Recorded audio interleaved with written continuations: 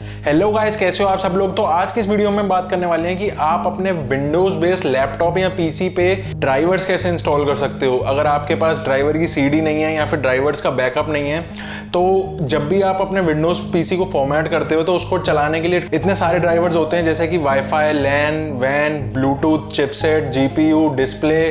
तो इतने सारे ड्राइवर्स हैं। तो मैंने कई लोगों को देखा है कि जब भी विंडोज वो फॉर्मेट करते हैं, उसके बाद अगर उनके पास ड्राइवर्स नहीं होते हैं तो वो घंटों तक गूगल पे लिखते रहते हैं अपने पीसी का मॉडल नेम या फिर लैपटॉप का मॉडल नेम लिख के ड्राइवर्स, फिर उसको सर्च कर रहे हैं। अगर ऑफिशियल वेबसाइट पे भी कई पुराने मॉडल्स का अवेलेबल नहीं होता है। तो आज मैं एक ऐसा तरीका बताने वाला हूं जिससे कि आपका पीसी या लैपटॉप भले ही कितना भी पुराना हो, किसी भी मॉडल का हो, आपको कहीं कुछ भी ढूंढने की जरूरत नहीं है और विद इन फ्यू मिनट्स आपके सारे के सारे ड्राइवर्स इंस्टॉल हो जाएंगे। आपको कोई ज्यादा मेहनत करने की जरूरत नहीं है। पर्सनली ये तरीका मेरे को बहुत सही लगता है। मैं हर बार जब भी विंडोज फॉर्मेट करता हूँ या फिर कभी कोई ड्राइवर करप्ट होता है या मुझे अपडेट करना होता है, मैं इसी तरीके को यूज करता हूँ और ये मेरे लिए हमेशा काम करता है। तो आप भी बहुत अच्छे तरीके से सारे के सारे ड्राइवर्स बिल्कुल अप टू डेट रख सकते हो, नए नए इंस्टॉल कर सकते हो। तो स्टार्ट करते हैं इस वीडियो को। मेरा नाम है चंदन, आप देख रहे हैं sarcastic Hindi. Let's get started.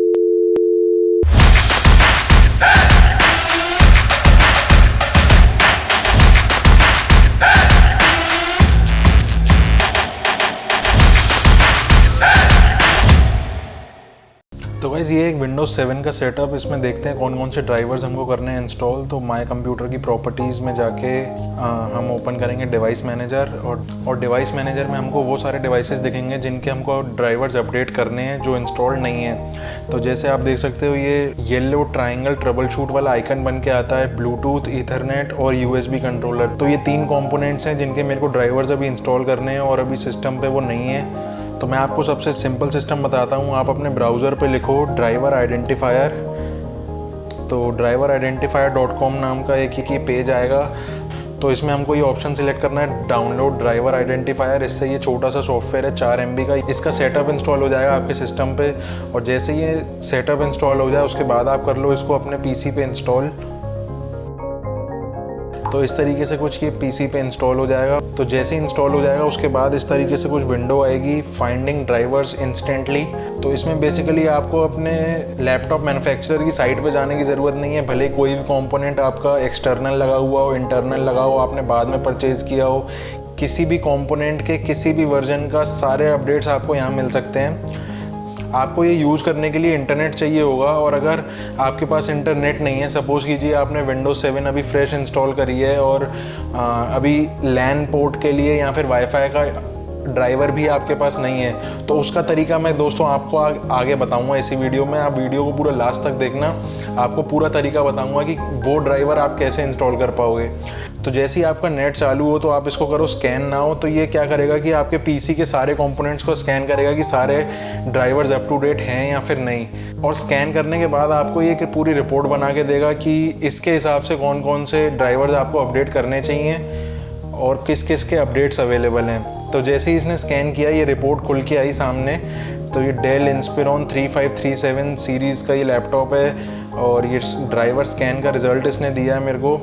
तो जैसे हमने अपने सिस्टम पे देखा था, ये ईथरनेट कंट्रोलर यानी ये लैन पोर्ट होता है अपना, जिसमें हम RJ45 का केबल लगाते हैं वाईफाई राउटर से। तो एक इसका ड्राइवर नहीं है, एक ब्लूटूथ डिवाइस का ड्राइवर नहीं है और एक USB कंट्रोलर का नहीं है। तो इसने अपने आप ही सीधा डायरेक्ट लिंक दे दिया, हमको कुछ भी चेक करने की ज़रूरत नहीं है। सीधा हम करेंगे डाउनलोड और डाउनलोड पे क्लिक करते ही हमको दिखा देगा सारे वर्जन। तो ये दिखा देगा, जैसे ये हमारा डेल का लैपटॉप है तो ये डेल की वेबसाइट से ऑटोमेटिक लिंक है यहाँ पे। तो हम इसको सीधा डाउनलोड कर लेंगे और ये फर्स्ट क्लास चलेगा हमारे लैपटॉप पर। तो जैसे ही हमने वहाँ पे डाउनलोड पे क्लिक किया उसके बाद ये पेज आ जाता है जिसमें ये दिखाएगा कि हमको इस पर सिलेक्ट करना है डाउनलोड फ्रॉम डेल।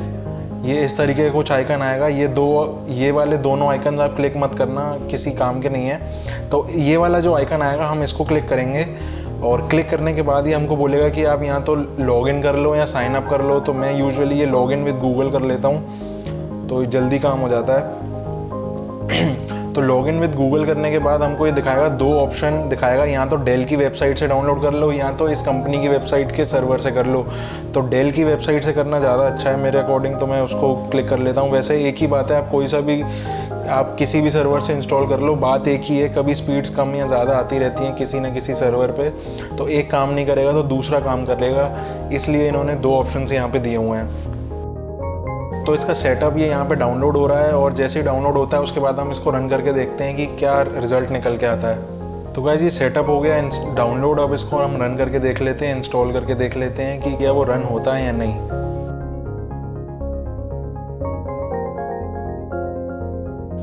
मैंने अभी रिसेंटली ये अनइंस्टॉल करा था, इसलिए आपको दिखा रहा है रिपेयर। यूजुअली आपको यहाँ पे इंस्टॉल का बटन ही दिखाएगा क्योंकि आपने पहले आपके में इंस्टॉल नहीं होगा। मैंने ये वीडियो बनाने के लिए पुराना ड्राइवर अनइंस्टॉल करा है और फ्रेश इंस्टॉल किया है, इसलिए वहाँ पे रिपेयर का ऑप्शन दिखा रहा है। तो गाइस ये ड्राइवर हो गया इंस्टॉल। अब माय कंप्यूटर के डिवाइस मैनेजर में जाके देखते हैं कि क्या वहाँ पे स्टेटस दिखा रहा है, अभी भी पेंडिंग दिखा रहा है या नहीं। तो गाइस देखो यहाँ पे ये 2 रह गए हैं। जो हमारा ईथरनेट कंट्रोलर था वो हो गया प्रॉपरली इंस्टॉल और वो हमको दिखाएगा यहाँ पे नेटवर्क अडेप्टर्स में। तो ये नेटवर्क अडेप्टर्स में ये रियलटेक PCIe फैमिली कंट्रोलर के नाम से इसने ये डिटेक्ट कर लिया है और इंस्टॉल कर लिया है। इसी तरीके से हमारे पास जितने भी यहाँ पे ड्राइवर्स पेंडिंग दिखाएगा कि इसके इंस्टॉल करने हैं, ये तरीका मैंने आपको बता दिया कि कुछ भी नहीं करना है, सिर्फ इसको एक बार स्कैन करने देना है और इसके फर्स्ट लिंक सारे डाउनलोड कर लेने हैं और आपको कोई दिक्कत नहीं आएगी, सारे ड्राइवर्स फर्स्ट क्लास चलेंगे। अब बात आती है कि अगर आपके सिस्टम पे नेट नहीं है और आपको ये यूज़ करना है, तो उसके लिए मैं आपको बताऊं कि सबसे पहले अब भूल जाइए ड्राइवर आइडेंटिफायर को। उसके लिए आप सबसे पहले क्या करना होगा, आप माय कंप्यूटर में जब आप डिवाइस मैनेजर पे जाएंगे और वहाँ पे लिस्ट दिखेगी आपको कि कौन सा डाउनलोड करना है, तो आपको लैन पे यूज़ करते हो तो आपको ईथरनेट कंट्रोलर सर्च करना है, जैसे कि अभी मैंने जो इंस्टॉल करा था और इस वाली लिस्ट में आएगा वो ईथरनेट कंट्रोलर।